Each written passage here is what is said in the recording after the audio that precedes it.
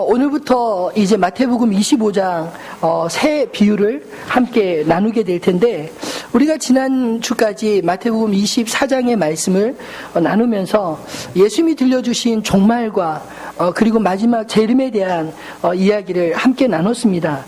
근데 오늘 이 마태복음 25장으로 넘어가면서 이 세 가지 비유 중에 특별히 오늘 열처녀 비유와 그리고 달란트 비유 그리고 양과 염소의 비유는 사실 예수님이 마태복음 24장에서 미리 말씀해 주신 종말과 주님의 재림을 어떻게 준비해야 하는가, 이 준비에 초점을 맞추어서 예수님이 들려주신 것을 발견하게 됩니다. 그래서 오늘 본문의 오늘 설교의 제목을 천국의 사람들 1 이렇게 잡았습니다. 그 말은 다음 주에는 2, 그 다음 주는 3이라는 사실을 눈치채시겠죠? 예, 앞으로 3주 동안 우리가 천국에 합당한 사람들의 모습, 예수님께서 어떤 삶으로 살아가기를 원하시는지 함께 이 말씀들을 통해 나누고 싶습니다. 오늘은 그 첫 번째로 천국에 합당한 지혜를 함께 나누고 싶습니다. 예수님은 유대의 결혼식 풍속을 비유로 재림을 우리가 어떻게 준비해야 되는지를 보여주십니다. 유대에서는 우리의 날과 개념이 좀 다릅니다. 우리는 새벽부터 하루를 시작하지만 유대인들은 저녁부터 하루가 시작하는 시간 계획을, 시간 개념을 가지고 있습니다.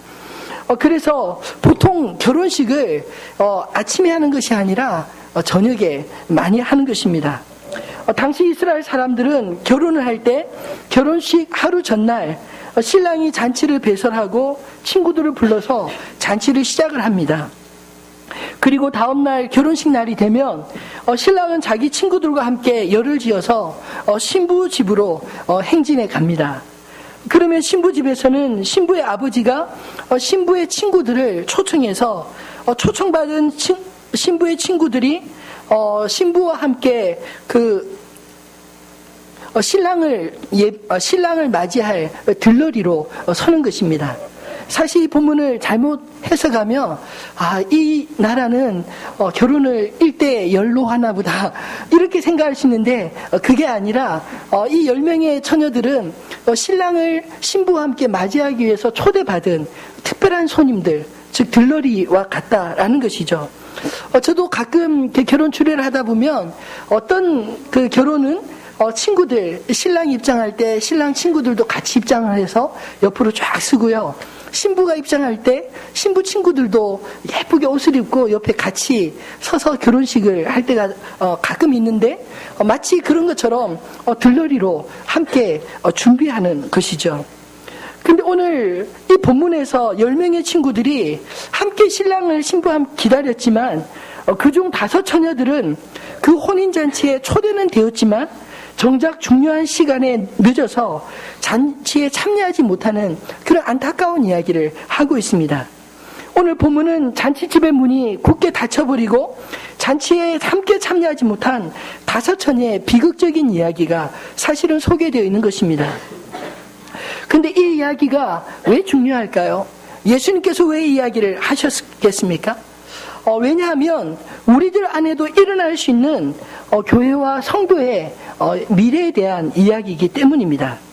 사실 예수님이 들려주시는 비유의 말씀들이 불신자들과 믿는 사람들에게 대해서 하는 말씀이 아니라 교회에 속한 성도들을 향해서 주시는 말씀입니다. 오늘 본문 1절에도 보면 그때의 천국은 마치 등을 들고 신랑을 맞으러 나간 10 처녀와 같다. 천국은 10 처녀와 같다라고 이야기를 합니다. 저는 이 말씀 묵상하면서 여기서 말하는 천국은 이 땅에서 시작된 천국, 즉 교회를 가르친다는 그런 생각이 들었습니다. 즉 천국은 이 땅의 교회를 통해서 시작이 되고, 그리고 마지막 완성될 천국은 예수님의 재림과 함께 공중에서 혼인잔치가 이루어질, 천국잔치가 이루어질 때 비로소 완성될 것이다, 이렇게 말씀하고 있는 것입니다. 그렇다면 여기서 말한 이 10명의 들러리 친구들은 누구를 가르칠까요? 바로 오늘 교회된 저와 여러분을 가르치는 말씀이 아니겠습니까? 사실 교회 안에도 진실하게 예수를 믿는 사람도 있지만 반면 형식적인 그런 신앙생활로 만족하는 사람들도 의외로 참 많습니다. 근데 오늘 이 비유의 말씀은 우리가 마지막 때에 깨어서 어떻게 주님을 예비하도록 준비되어 있어야 하는가, 형식적인 신앙이 아니라 본질적인 신앙을 가져야 됨을 강조하는 말씀이 아니겠습니까? 오늘 이 말씀을 통해서 우리가 초대받은 천국 잔치에 참여하려면 어떻게 준비해야 할까요? 기회 있을 때마다 준비해야 될 줄 압니다. 오늘 본문에서 슬기로운 처녀 5처녀와 미련한 5처녀, 이렇게 10명의 처녀가 준비하여 있다고 합니다. 근데 이 슬기로움과 미련함의 차이가 무엇일까요? 오늘 본문에 보면 단지 기름을 미리 준비했느냐 준비하지 않았느냐, 그것이 차이의 전부라고 이야기하고 있습니다. 한밤중에 신랑이 오자 갑자기 기름을 준비하려 했던 이 미련한 5처녀는 기름을 구할 수가 없었다고 이야기하고 있습니다. 왜 미리 준비하는 것이 중요할까요?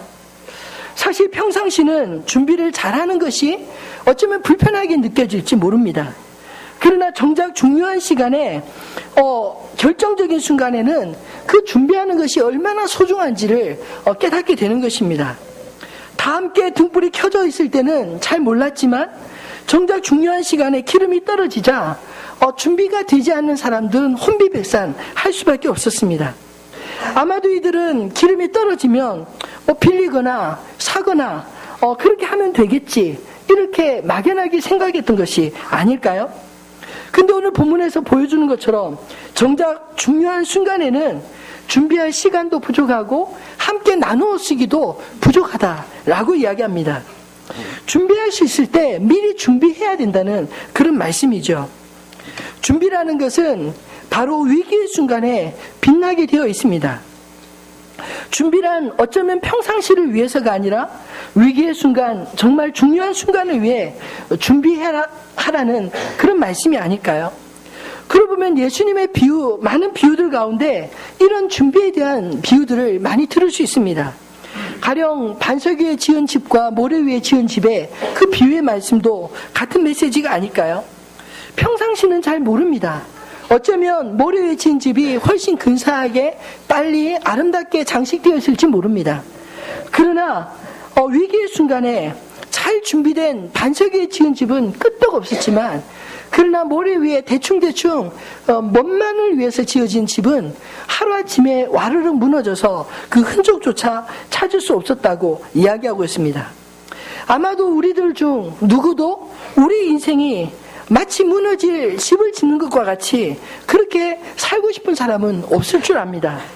그러나 다만 편하게 대충대충이라도 빨리 짓고 싶은 욕망이 그렇게 무너질 집을 짓는 것처럼 그렇게 우리 인생을 살아가고 있는 것이 아닐까요? 오늘 본문에 미련한 5처녀는 혼인잔치를 실컷 함께 준비하고 있다가 정작 참석하지 못하니 얼마나 억울하겠습니까? 어떤 목사님은 이 미련한 5처녀를 아주 재미있게 이렇게 표현하시더라고요. 헐레벌떡 신자, 허겁지겁 신자. 아마도 예배 올 때마다 항상 헐레벌떡 허겁지겁 오니까 이렇게 표현한 것이 아닐까요? 우리의 신앙생활이 그래서는 안 될 줄 압니다. 사실 은혜라는 것, 하나님 앞에 예배한다는 것, 그것은 이 자리에 와 있는 시간만 중요한 게 아니라 오기까지의 준비, 과정조차 다 하나님이 받으실 만한 예배가 아니겠습니까? 우리 신앙생활에 때가 되면 하면 되지 뭐, 이렇게 생각하며 차일피일 미루다 보면 사실 우리가 준비해야 될 충분한 준비 시간이 없게 될 수도 있다는 것을 기억해야 되지 않을까요? 인생의 황혼기가 오기 전에, 눈이 밝으며 총명이 흐려지기 전에 진실되게 그리스도를 믿으며 준비하며 사시는 저와 여러분이 되어지기를 소원합니다. 어떤 분이 폐암 말기로 6개월밖에 살지 못한다는 선고를 받았습니다. 그분은 인생의 마지막을 어떻게 보내야 할지를 생각하며 자기가 빚진 자들에게 일일이 찾아가서 빚을 다 갚았다고 합니다.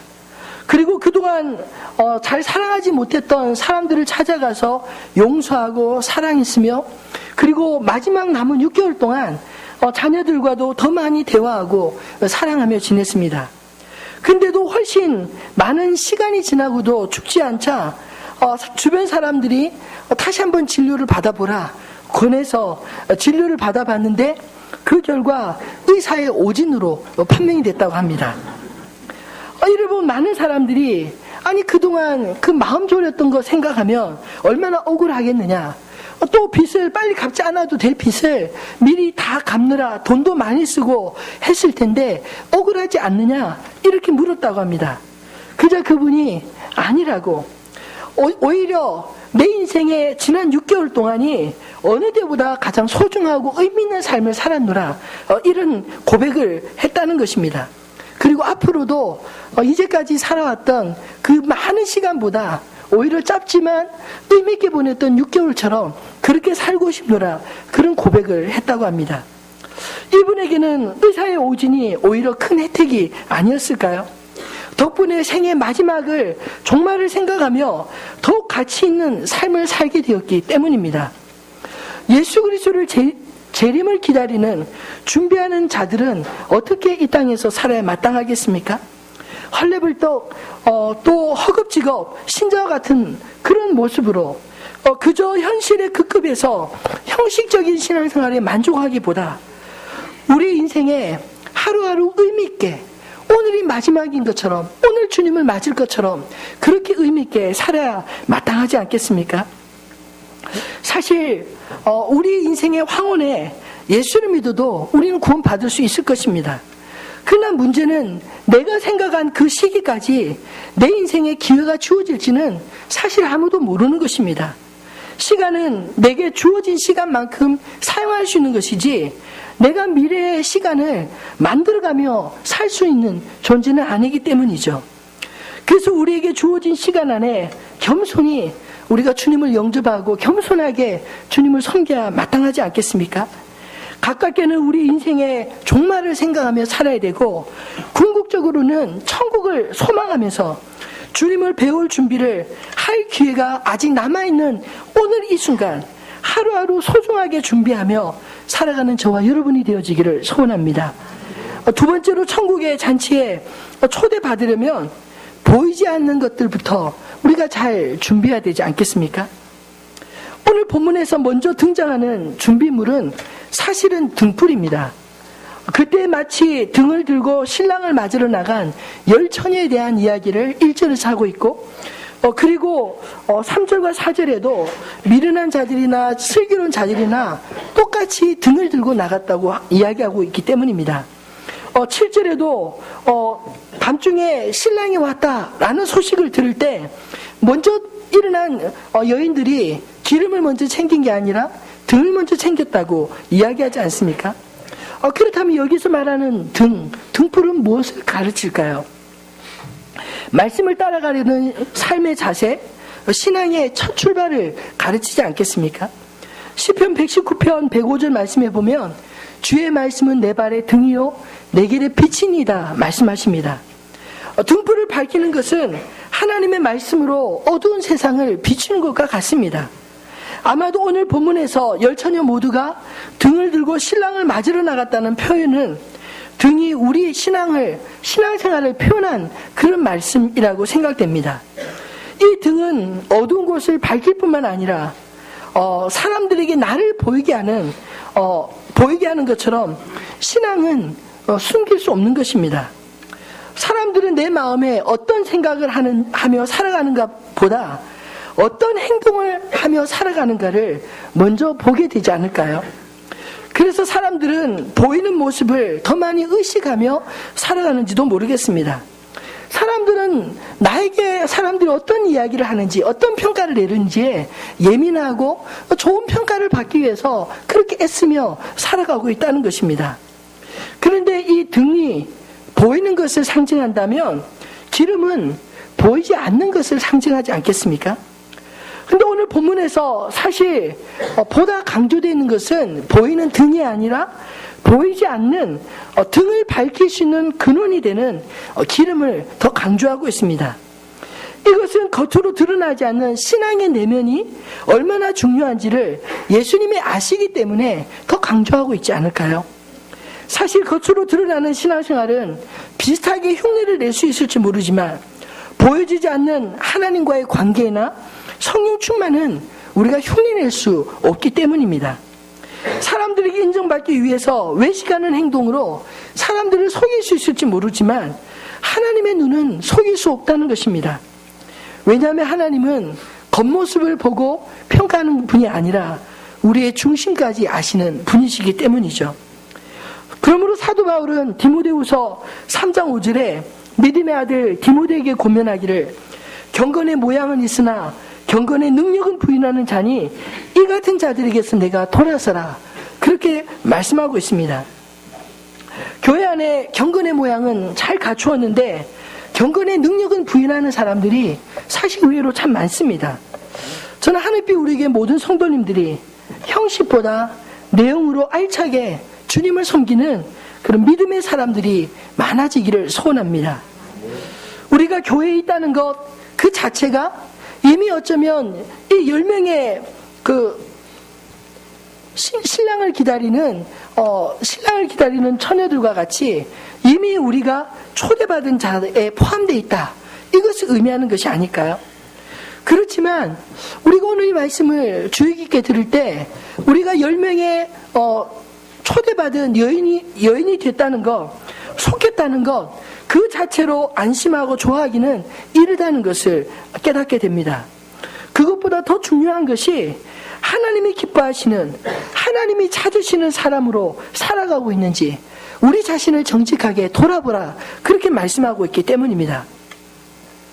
교회 안에서 혼인잔치에 참여할 이 준비된 처녀들, 지혜로운 처녀들도 있지만 그러나 겉모습은 잘 준비된 것 같지만 실제로는 아직도 준비되지 않는 그런 기름을 가지지 않은 미련한 처녀들이 교회 안에 함께 섞여 있다고 말하고 있기 때문입니다. 사실 그 차이가 현실 속에는 잘 구별되지 않습니다. 오늘 본문에서 신랑이 더디옴으로 10처녀 모두가 다 졸며 잘세, 이렇게 말하지 않습니까? 기름을 가진 사람이나 기름을 갖지 않은 사람이나 똑같이 등을 가지고 있었고, 그리고 똑같이 신랑이 더디옴으로 졸며 자고 있었다고 이야기합니다. 그런데 중요한 것은 그 뒤부터 있습니다. 신랑이 온다는 소식을 들을 때 기름을 가지고 있는 사람은 일어나자마자 꺼져가는 자기의 등불에 기름을 묻히기 시작합니다. 그런데 기름을 가지지 않은 사람은 꺼져가는 등불을 보면서 이를 어쩌나 발을 동동 굴릴 수밖에 없었다는 것입니다. 사실 믿음의 삶이라는 게 눈에 잘 평가하기가 쉽지 않습니다. 왜냐하면 중심의 문제이기 때문입니다. 겉으로 보이는 것으로 저 사람이 참 믿음이 좋다, 나쁘다, 이렇게 평가한다는 것, 그것은 우리의 영역이 아니라 저는 하나님의 영역이라고 믿습니다. 중요한 것은 우리 각자가 하나님 앞에서 우리 자신을 돌아보며 내가 기름이 잘 준비되어 있는지, 준비되어 있지 않는지 우리 자신을 돌아봐야 되지 않을까요? 사실 보이는 신앙은요, 기본입니다.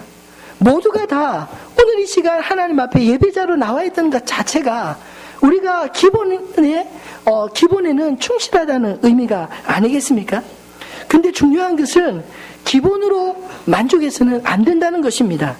그 기본 위에 충실하게 믿음의 기쁨, 성령의 기름으로 소망의 불이 꺼지지 않는 저와 여러분이 되어야 될 줄로 압니다.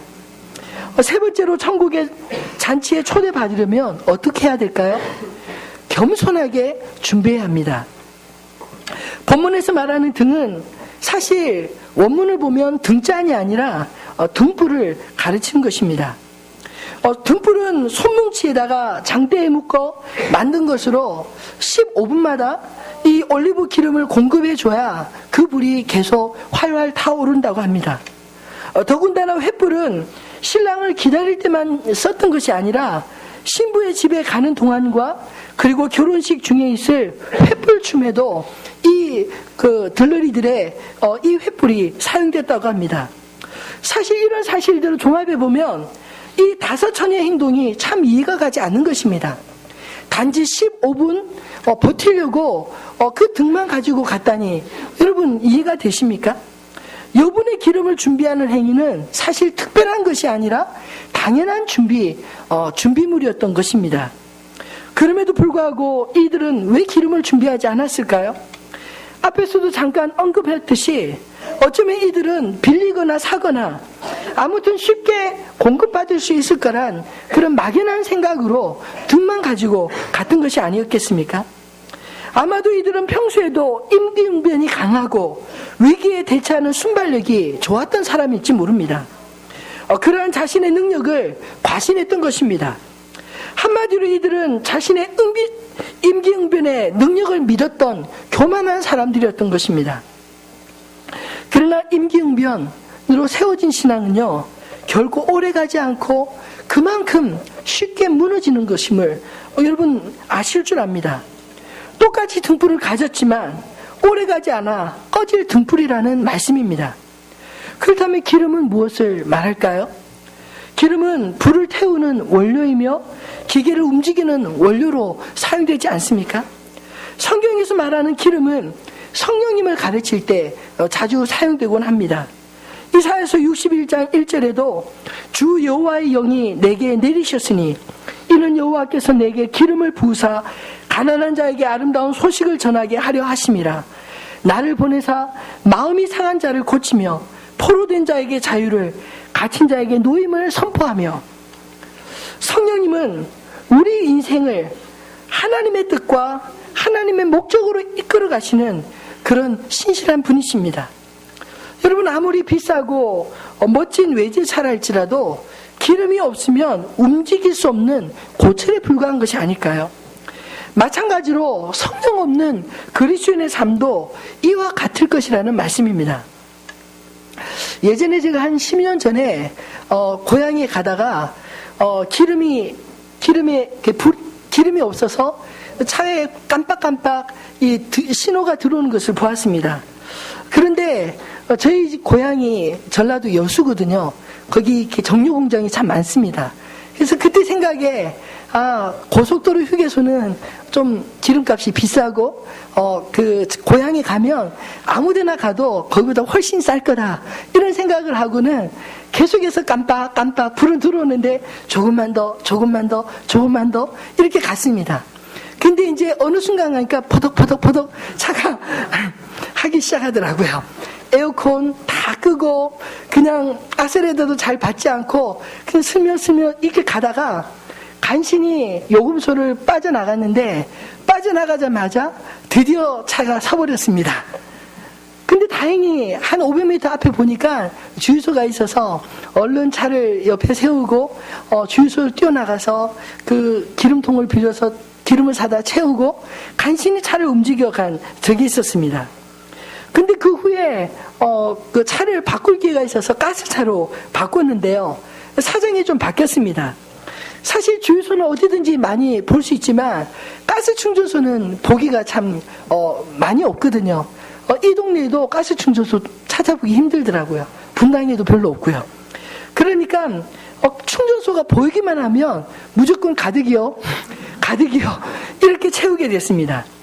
뿐만 아니라 겨울이 되면 가스차는 시동이 잘 걸리지 않기 때문에 나갈 일이 있으면 미리 나가서 시동도 걸어보고 더 철저히 준비를 해야 했습니다.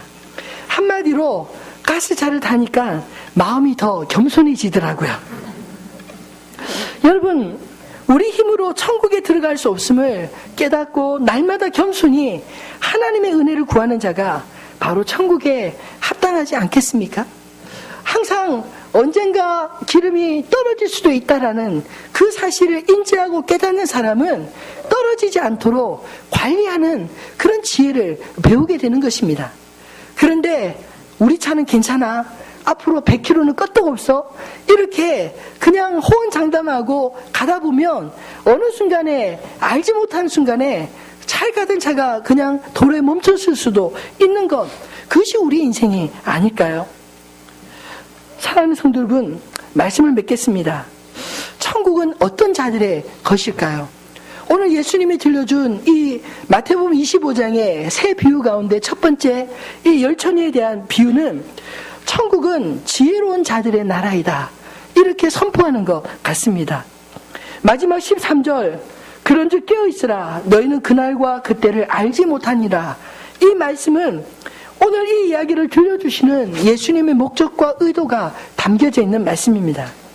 우리는 주님이 오시는 그날과 그때를 알지 못합니다. 다만 주님이 오신다고 하셨기 때문에 우리는 반드시 그 오실 날을 준비하며 기다리고 있는 것 뿐입니다. 여기서 깨어있다는 말은 늘 다음을 준비하는 그런 준비성에 초점이 맞춰져 있는 것이 아닐까요? 지혜롭다, 미련하다, 그 차이가 단지 기름을 준비했냐, 하지 않았느냐, 이것이 문제가 아니라 기름을 준비할 수 있는, 그 다음을 생각할 수 있는 사람과 오늘 지금 당장 주어진 현실만 바라보며 살아가는 그것과의 차이가 아니겠습니까? 지혜로운 여인은 늘 다음을 준비하고 미련한 여인은 다음이 없다는 것입니다. 지금 현재의 삶도 팍팍하고 힘든데 내일이 무슨 상관이 있냐, 이것이죠. 오늘도 즐겁고 내일도 즐거울 건데 그 다음 미래가 무슨 상관이 있느냐, 이런 태도로 살아간다는 것입니다. 우리 인생에 있어서 다음을 준비하는 것의 중요함은 아무리 강조해도 조금도 모자라지 않습니다. 결국 미련함과 지혜로움의 가장 중요한 차이는 다음이 있느냐, 다음이 없느냐, 이 차이라고 말할 수 있기 때문입니다. 여러분, 믿음이 좋다는 것이 무엇을 의미할까요? 믿습니다. 말로 떼우는 것이 믿음이 아닙니다. 믿음이 진정으로 좋다는 말은 자기가 들은 하나님의 말씀, 그 말씀을 믿음으로 깨어서 준비하는 그 자세를 가르치는 것이 아닐까요? 믿음은 결국 예수님이 들려주신 말씀에 대한 분명한 우리의 태도와 행동에 달려있기 때문입니다. 예수님께서 종말에 대해서 말씀하시고 재림에 대해서 말씀하셨다면 우리는 그 말씀에 대해서 대비하는 자세로 분명하게 가야 할 것입니다. 오늘 이 열처녀 비유를 들어서 주님이 설명하는 것은 예수님의 말씀을 듣고 준비하는 자와 듣고도 준비되어 있지 않는 그 자의 특징을 말씀하고 있는 것이 아니겠습니까? 여러분, 믿음은 구체적인 행동을 요구합니다. 결국 믿는 자는 그렇게 믿는 대로 살게 되어 있기 때문입니다. 그리고 믿지 못하는 자 역시 그렇게 믿지 않는 대로 별로 중요하다고 생각하지 않고 본인이 중요한 대로 중요하다 생각하는 것을 쫓아 살아갈 것이기 때문입니다. 결국 우리 일상의 삶 속에서 우리의 믿음은 숨길 수 없다는 것입니다. 천국은 어떤 자들의 것이라고요? 지혜롭게 준비하는 자들의 것입니다. 저와 여러분에게 주어진 오늘 이 순간이 사실 우리가 천국을 준비하고 오늘 이 순간이 우리의 종말을 기다리는, 또 주님이 재림을 기다리는 바로 우리에게 준비된 시간이 아니겠습니까? 저와 여러분이 지혜롭게 주님의 나라와 천국 잔치를 함께 준비하는 그런 지혜로운 믿음의 사람들 되시기를 주님의 이름으로 축원합니다.